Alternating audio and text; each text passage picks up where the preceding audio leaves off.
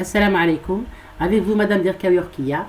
Dans cette vidéo, on va parler des classes de problèmes qui sont en nombre 4, la classe P, la classe MP, la classe MP complet et la classe MP difficile. Ce sont les classes de problèmes d'optimisation de façon générale.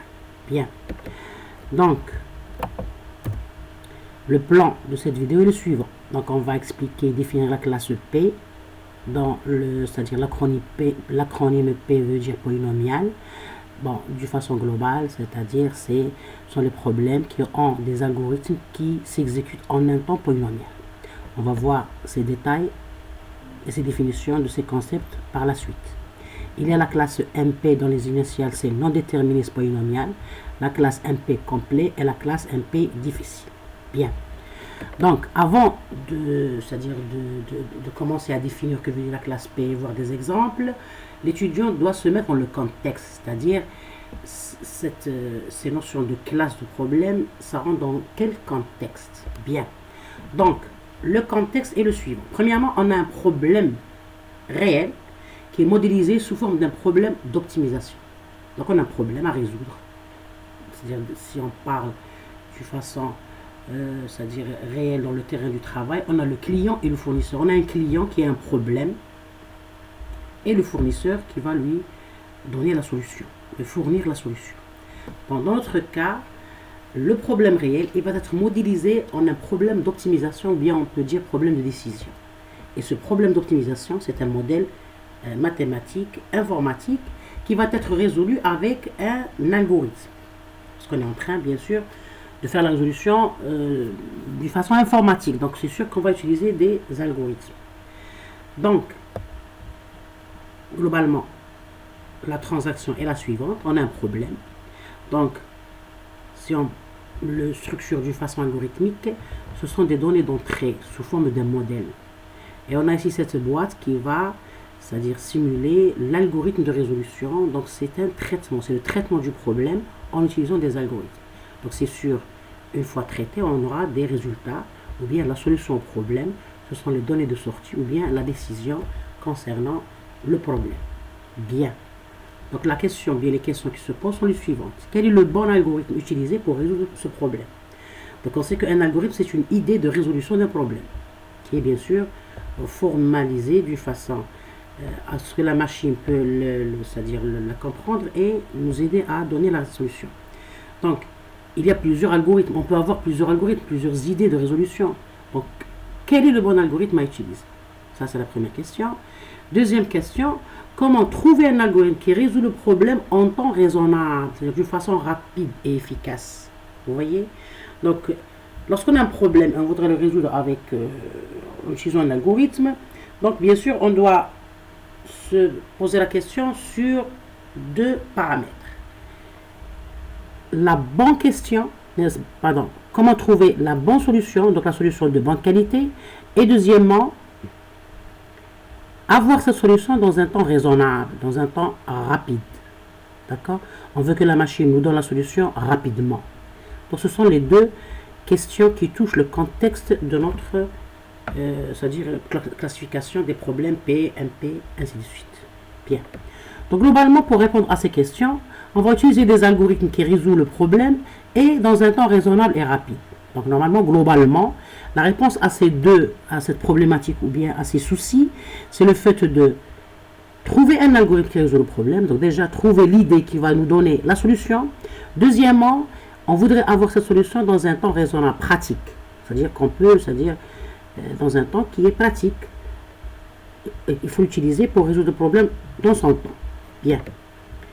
Donc, quand on utilise des algorithmes, on doit tester leur rapidité d'exécution dans les ordinateurs. Donc, un des deux axes, il y a la qualité. Donc, c'est le fait qu'on utilise des algorithmes de résolution. Donc, ce sont des algorithmes qui donnent la bonne solution. Maintenant, on voudrait dans un temps raisonnable. Donc, lorsque l'étudiant utilise des algorithmes, il doit avoir le réflexe de tester sa rapidité d'exécution lorsqu'il va l'implémenter sur la machine, sur l'ordinateur. Parce que, quelle que soit la stratégie performante de l'algorithme, il faut que son implémentation, c'est-à-dire quelle que soit la stratégie théorique de l'algorithme, qui est une stratégie performante et qui va converger vers la solution, il faut que son implémentation pratique sur la machine aussi doit être performante et nous donne la bonne solution dans un temps raisonnable. Donc, vous voyez le compromis entre la qualité de la solution et le temps d'exécution. D'accord? Donc, c'est-à-dire un bon informaticien, lorsqu'il utilise des algorithmes pour la résolution des problèmes, il doit donner de l'importance à cette notion de compromis entre la qualité de la solution et, c'est-à-dire l'algorithme utilisé, et la rapidité de cet algorithme, c'est-à-dire sa complexité. On va voir cette notion par la suite. Donc, pour mieux être dans le contexte, on va prendre un exemple. Donc, par exemple, si on a un petit exercice, un petit problème qui est, par exemple, on a une liste de nombres, de taille n, et on voudrait trouver le minimum de cette liste. Très bien. Donc, automatiquement, on va créer un algorithme, après analyse, et on va ressortir les données, les instructions, ainsi de suite. Donc, on va utiliser un algorithme qui va chercher le minimum. Très bien. Donc, une fois que vous avez trouvé cet algorithme, il faut, c'est-à-dire être, comment dirais-je, il faut être conscient à la notion de sa rapidité d'exécution. D'accord? Donc, il faut calculer la rapidité d'exécution de cet algorithme. Donc, globalement, c'est la même transaction. On a dans une entrée ici, ça va être la liste des données de taille n. On a la résolution de traitement, c'est-à-dire l'algorithme de résolution, c'est-à-dire l'algorithme qui va trouver le minimum de cette liste. Et bien sûr, la donnée de sortie, ça va être le minimum de la liste. Donc, j'ai écrit l'algorithme. Très bien, ça, c'est l'algorithme. Donc, j'ai mon algorithme, j'ai les données ici, une liste de taille n. On a le min, on a ici le compteur des boucles, parce que je vais utiliser une boucle, parce que j'ai une liste. Donc, vous voyez qu'on a un algorithme ici qui est formé de données d'entrée et bien sûr d'instructions ici de traitement. Donc, pour compter le nombre d'opérations élémentaires, bien sûr, par exemple, ici, les instructions élémentaires sont le read, d'accord, le lire, et bien sûr, la comparaison. If, t de i est inférieur à 1000, ainsi de suite. Et les affectations, bien sûr. Donc, pour le calcul de la complexité, je vais vous orienter vers une vidéo donc pour mieux voir comment calculer la complexité d'un algorithme, ou bien calculer le nombre d'opérations élémentaires. Bien. Donc, une fois qu'on va compter le nombre d'opérations élémentaires, en général ici on a la lecture et la comparaison, c'est un algorithme très simple, mais il n'est pas très simple. On a une seule boucle qui va faire, c'est-à-dire qui contient le compteur i pour pouvoir, c'est-à-dire avancer dans la liste et lire les éléments par élément, et le traiter bien sûr, le tester. Donc, faire une comparaison entre deux nombres est une opération. Donc, on a, c'est-à-dire si on voudrait par exemple globaliser dans le calcul des nombres d'opérations élémentaires, on va considérer l'opération de comparaison comme une opération.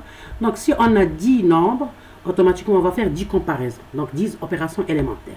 Donc, ce tableau-là va, c'est-à-dire, récapituler globalement les différents, c'est-à-dire les associations. Donc, on a les instances, les exemples. Donc, on a, si on va prendre n, le nombre de, c'est-à-dire la taille de la liste égale à 10, donc on a n égale à 10, le nombre d'opérations c'est 10. Si n égale à 50, le nombre d'opérations c'est 50.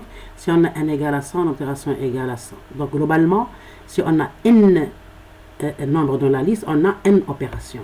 Donc en général, si on a n nombre, on effectue n opération pour appliquer l'algorithme. Donc on dit que le nombre d'opérations est proportionnel à n. Vous voyez? Donc on a, c'est-à-dire si on a n éléments, donc on a n opérations. Donc le calcul du nombre d'opérations est proportionnel à n. Bien. Un deuxième exemple. Donc ça, c'est deux exemples simples pour qu'on va se situer après à la définition de la classe P. C'est-à-dire, sous quelle base on va définir ces notions de classe P, MP, ainsi de suite. Donc bien, on a bien compris le premier problème. C'est un problème simple de calcul, bien de chercher un minimum dans une liste. Donc on a vu que le nombre d'opérations, lorsqu'on a voulu calculer la rapidité ou bien s'intéresser à la rapidité de l'algorithme de résolution, c'est-à-dire de cet algorithme-là, on a vu que, c'est-à-dire le calcul des nombres d'opérations élémentaires, entre autres qui est l'instruction de comparaison, est proportionnel à n.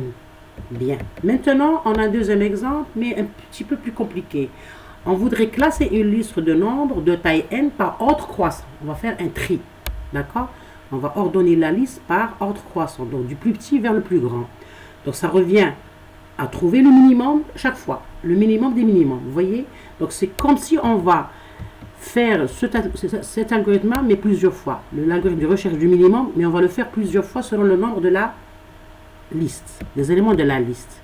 Donc on compte le nombre d'opérations élémentaires, qui est la comparaison, et trouver le minimum et refaire cette procédure de rechercher le minimum plusieurs fois, c'est-à-dire n fois, d'accord?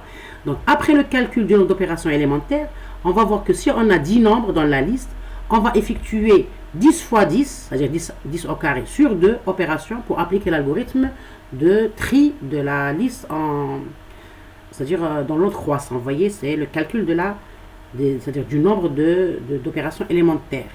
Bien, je vais vous c'est-à-dire lister par la suite un lien d'une vidéo pour comment calculer ce nombre exactement, pour voir comment on a trouvé le 10 fois 10 sur 2. Donc vous voyez, donc ça c'est l'algorithme du tri. Donc c'est toujours, vous voyez ici qu'il y a les mêmes instructions du calcul du minimum, mais on va le faire 2 fois. On n'a pas une seule boucle, on a 2 boucles. Il y a, bon, ici c'est la boucle pour c'est-à-dire lire les éléments. On a pour le deuxième étape, on a 2 boucles imbriquées. Pour i allant de 1 à n-1 et pour j allant de i plus 1 à n, parce qu'on va tester les éléments 2 à 2. Donc on a 2 boucles imbriquées, donc une boucle ça va faire le traitement n, la deuxième boucle n, donc on va faire n fois n, donc c'est n au carré, vous voyez. Donc on a c'est-à-dire le nombre d'opérations élémentaires de cet algorithme de tri en ordre croissant, il est proportionnel à n au carré et pas à n au carré parce qu'on a 2 boucles imbriquées ici. Dans le premier algorithme pour calculer le minimum, on avait une seule boucle ici pour faire la comparaison entre deux éléments. Dans le cas du classement, bien du tri de la liste, on a 2 boucles imbriquées pour pouvoir faire le test et faire les échanges. Bien sûr, échanger entre l'élément, c'est-à-dire rendre l'élément le plus petit dans les premières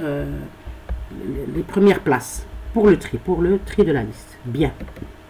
Donc ce tableau récapitulatif va nous montrer que c'est-à-dire les éléments ou bien le nombre d'opérations élémentaires pour faire le tri ou bien le classement par ordre croissant de cette liste de n nombres, il est proportionnel à n au carré sur 2. Donc si on a, c'est-à-dire l'instance 10 éléments dans la liste, si on a n égale à 10, alors le nombre d'opérations c'est 50. Si on a 50, donc le nombre d'opérations c'est 1250. Si on a 100, donc le nombre d'opérations c'est 5000. Donc vous voyez qu'il y a, c'est-à-dire le nombre d'opérations augmente avec l'augmentation de la taille de la liste. C'est ça la notion de complexité. Lorsque la taille augmente, le nombre d'opérations augmente et ça devient coûteux et lent, moins rapide. Donc en général, à n nombre, on effectue n au carré sur 2 opérations pour l'application.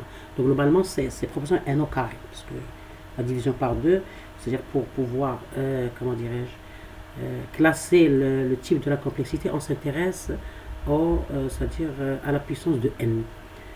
Donc en général, si on a n nombres dans la liste, pour faire le tri en ordre croissant de cette liste, on va utiliser n au carré sur 2 opérations pour l'appliquer. Donc si le nombre de la liste augmente, le nombre d'opérations augmente très vite. Donc on note que le nombre d'opérations pour l'algorithme de recherche du minimum est plus faible que celui de l'algorithme de tri. Parce que pour le nombre d'opérations dans l'algorithme de recherche du minimum, le nombre d'opérations était proportionnel à n, alors que pour le nombre d'opérations, bien l'opération pour le calcul, ou bien pour le tri de la liste, était proportionnel à n au carré. Donc c'est-à-dire c'est plus grand que le n. Bien. Donc cette notion du nombre d'opérations est la complexité de l'algorithme. Donc vous voyez que cette notion de calculer le nombre d'opérations élémentaires pour appliquer un algorithme, comme l'algorithme de tri ici, c'est-à-dire le fait de calculer combien il y a d'opérations élémentaires. Donc une opération élémentaire, c'est une opération qui, c'est-à-dire, comme ici, une affectation c'est une opération élémentaire. Une comparaison ici, si TJ est inférieur à 1000, c'est une affectation, c'est une opération élémentaire. Donc le calcul de la complexité, c'est le fait de calculer de façon globale la proportion, bien le nombre c'est-à-dire la proportionnalité du nombre d'opérations élémentaires vis-à-vis de la taille des données d'entrée. Donc ici, en général, cette notion de nombre, le fait de calculer le nombre d'opérations, et ça s'appelle la complexité de l'algorithme. Donc je vous ai donné c'est-à-dire on a pris 2 exemples pour pouvoir arriver à la notion de complexité. C'est quoi la complexité d'un algorithme? Donc on a un problème, on va le résoudre avec un algorithme. Donc on voudrait utiliser des algorithmes de complexité faible. Et c'est quoi la complexité de l'algorithme de façon générale? C'est le calcul du nombre d'opérations élémentaires pour appliquer cet algorithme. Donc on voudrait avoir moins d'opérations, non, c'est-à-dire on voudrait appliquer ces opérations dans un temps rapide pour avoir une solution du problème dans un temps raisonnable, un temps pratique dans le réel. D'accord? Pardon. Donc, par le calcul de cette complexité, on estime comment le nombre d'opérations va croître quand la taille des données d'entrée augmente. Donc, vous voyez que, c'est-à-dire lorsqu'on a l'algorithme et on va calculer, parce que on est ici dans la partie c'est-à-dire la partie théorique. Parce que l'étudiant peut me dire, j'ai un algorithme, je vais l'implémenter dans l'ordinateur et on va faire des tests et voir la rapidité, tester la rapidité. Mais ici, on parle de la théorie de l'algorithme. On veut créer des algorithmes dont la complexité est faible vis-à-vis de sa stratégie de résolution, c'est-à-dire vis-à-vis de la création de l'algorithme. On voudrait avoir moins d'opérations élémentaires, si on peut dire. Parce qu'on a dit que la complexité, c'est le nombre d'opérations élémentaires pour appliquer l'algorithme à la résolution du problème. Donc, on est dans le cadre théorique. On calcule la complexité, c'est-à-dire je vous donne l'algorithme ici, comme ça, l'algorithme avec ses différentes parties, la partie déclaration, la partie traitement, et avec les différentes instructions élémentaires. On calcule la complexité. Donc, déjà, on a une idée sur la rapidité de l'exécution de l'algorithme avant son implémentation. Parce qu'on voudrait avoir des algorithmes efficaces de complexité, c'est-à-dire faible. D'accord? Donc par le calcul de cette complexité, on estime comment le nombre d'opérations va croître quand la taille des données d'entrée augmente, qui est, c'est-à-dire en général notée n. Donc si la complexité est proportionnelle à n, on dit que c'est une complexité linéaire, comme le cas dans l'exemple 1. Si la complexité est proportionnelle à n au carré, on dit que c'est une complexité quadratique. Et on peut dire polynomiale parce qu'on a ici la puissance. Donc, la problématique ici, on voudrait trouver, ou bien on recherche à découvrir des algorithmes de plus en plus rapides, donc de complexité faible, pour résoudre des problèmes réels. Donc, c'est ça notre but. Premièrement, un informaticien doit trouver des algorithmes, d'accord, pour résoudre un problème, mais il doit, c'est-à-dire donner de l'importance à ce que cet algorithme doit avoir une complexité faible. C'est-à-dire il faut qu'il me donne la solution dans un temps rapide. Qui dit rapide, des pratiques dans le réel, parce que c'est relatif. La rapidité, c'est relatif. Selon, bien sûr, le problème, le domaine, sur l'entreprise qui va utiliser l'algorithme, selon, bien sûr, les exigences du projet. Mais l'essentiel, ils doivent être rapides, c'est-à-dire nous donnent la solution dans un temps pratique, raisonnable vis-à-vis du projet, bien sûr. Bien sûr, selon la demande du client. Bien. Donc, on entend ici par complexité d'un problème ou bien d'un algorithme une estimation du nombre d'instructions ou bien d'opérations à exécuter pour résoudre les instances de ce problème. Cette estimation étant un ordre de grandeur par rapport à la taille de l'instance. Donc toujours la complexité, elle est calculée vis-à-vis de la taille des données d'entrée qui vont être utilisées dans l'algorithme. Donc il s'agit là d'une estimation dans le pire des cas, dans le sens où la complexité d'un problème est définie en considérant son instance la plus difficile. Donc ici, je vous donne le cas de pire de cas, parce qu'il y a pire de cas, meilleur cas, ainsi de suite. Donc pour mieux comprendre cette notion de pire de cas et de complexité d'une façon générale, je vous envoie vers, pour plus de détails, à consulter la vidéo dont le lien est ici. Donc je vais vous le laisser dans la description. Donc ça vous donne une idée sur, c'est-à-dire une bonne idée sur la définition de la complexité et comment la calculer avec des exemples, bien sûr. Bien. Donc, de cette notion de complexité, on va arriver à la classification des problèmes en catégorie P, MP difficile et MP hard, ou bien MP difficile et MP complet. Donc, c'est en se basant sur la complexité qu'on a fait cette classification. Donc, en revenant au contexte, c'est lorsqu'on a un problème à résoudre, on va utiliser un algorithme pour sa résolution, pour avoir une solution. Donc, cet algorithme doit avoir une complexité faible, c'est-à-dire on aimerait bien utiliser des algorithmes qui nous donnent la solution dans un temps pratique, d'une façon rapide. Donc ça revient à dire avec un nombre minimum, bien avec, c'est-à-dire lorsqu'on va calculer le nombre des opérations élémentaires, il doit être un nombre, c'est-à-dire faible. Ok. Donc, les travaux théoriques dans le domaine de l'informatique théorique ont permis d'identifier différentes classes de problèmes en fonction de la complexité de la résolution. Vous voyez? Donc, on est dans la partie théorique. Donc, théoriquement, en informatique, on a des algorithmes à utiliser pour résoudre des problèmes. Donc, selon la complexité de l'algorithme, qu'on a créé cette classification de problèmes. Donc, il existe en fait un très grand nombre de classes différentes. Entre autres, il y a la classe P, polynomiale, c'est-à-dire qu'en général qui s'exécute dans un temps polynomial. On a la classe MP non déterministe polynomiale, la classe MP complet et la classe MP difficile. Donc on va voir toutes ces classes avec des exemples pour mieux comprendre cette notion de classification. Donc on est arrivé à dire, c'est-à-dire en comprenant le contexte, à dire que la classification des problèmes est basée sur le paramètre complexité. Donc il faut que l'étudiant comprenne mieux la notion de complexité pour, bien sûr, arriver à comprendre cette classification, parce que lorsqu'on va utiliser des problèmes de type P ou MP ou bien MP complet ou bien MP difficile, on aura, c'est-à-dire la capacité de cerner les différents algorithmes de résolution. Bien. Donc on va commencer par la classe P, dont l'acronyme veut dire polynomial. Donc la classe P contient l'ensemble des problèmes polynomiaux, c'est-à-dire pouvant être résolus par un algorithme de complexité polynomiale. Vous voyez? Donc lorsqu'on a une complexité polynomiale, c'est quoi polynomial? C'est-à-dire que c'est-à-dire lorsque la taille des données d'entrée, qui est notée n, elle est elle est proportionnelle à un polynôme, c'est-à-dire on a n et une puissance, donc n au carré, ou bien n puissance 5,4, ou bien n puissance 6. Vous voyez, lorsqu'on a, c'est-à-dire la proportionnalité, ou bien la fonction de complexité, elle est sous forme d'un polynôme. Donc, pour mieux comprendre cette notion, il faut toujours revenir à cette vidéo. Donc, il explique mieux cette notion de polynomial et ainsi de suite. Donc, pardon, je reviens à dire que la classe P contient l'ensemble des problèmes polynomiaux.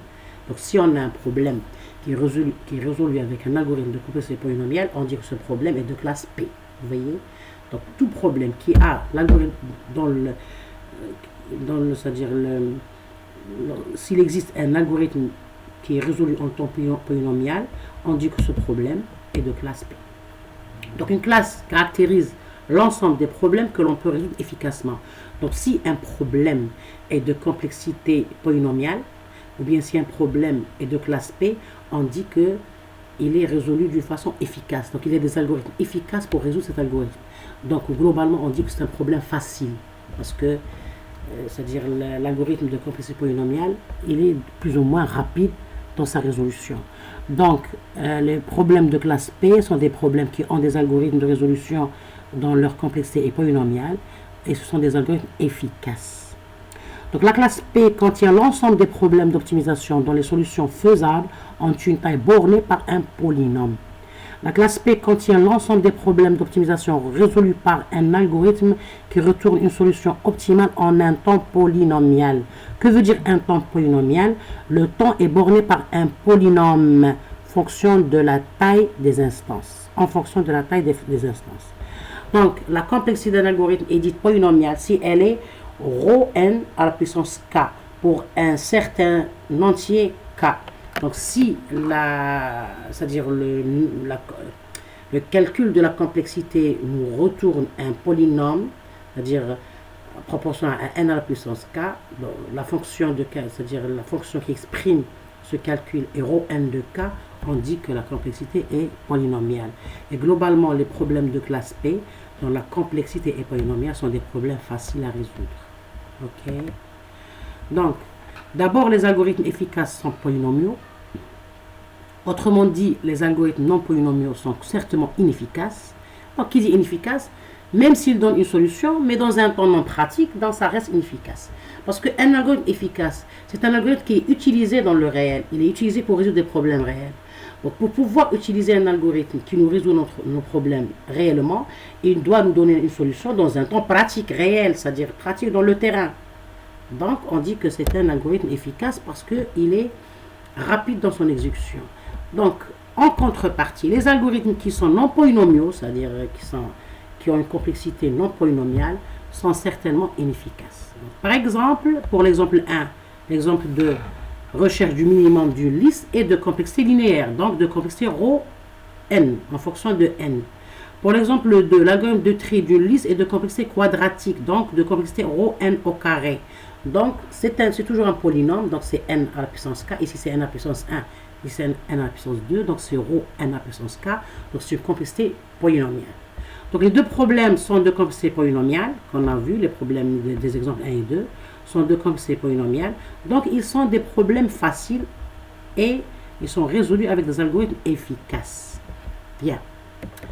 Donc, globalement, ça, c'est la définition de la classe P, qui est la classe des problèmes faciles. Et par la suite, on va voir la notion de problème NP, de problème NP complet et de problème NP difficile ou bien NP hard en anglais. Donc, je vous remercie pour votre suivi et à la prochaine vidéo sur la classe NP. Et lorsqu'on va terminer la définition des différentes classes, on va voir c'est-à-dire selon ce schéma-là, on va voir la relation entre les différentes classes et bien les limites de chaque classe vis-à-vis de l'autre. D'accord? Bien. Donc ça, c'est quelques références bibliographiques que j'ai utilisées pour préparer ce cours. Donc vous voyez que, c'est-à-dire, on est venu, c'est-à-dire, je vous ai présenté le cours petit à petit en partant du contexte. Donc il faut se mettre dans le contexte pour arriver à la définition des différentes classes des problèmes d'optimisation. Globalement, on a un problème qui est modélisé avec un problème d'optimisation, un problème réel qui va nous donner, qui est modélisé, bien formulé par un problème d'optimisation. Pour le résoudre, on utilise des algorithmes. Donc, pour utiliser un algorithme, il faut être conscient qu'il doit être de complexité faible pour que ça, c'est-à-dire après son implémentation et son exécution doit être faite dans un temps raisonnable, pratique. Donc, il faut que la stratégie de l'algorithme doit être de complexité faible. Ok. Donc, je vous remercie pour votre attention et à la prochaine vidéo. Merci.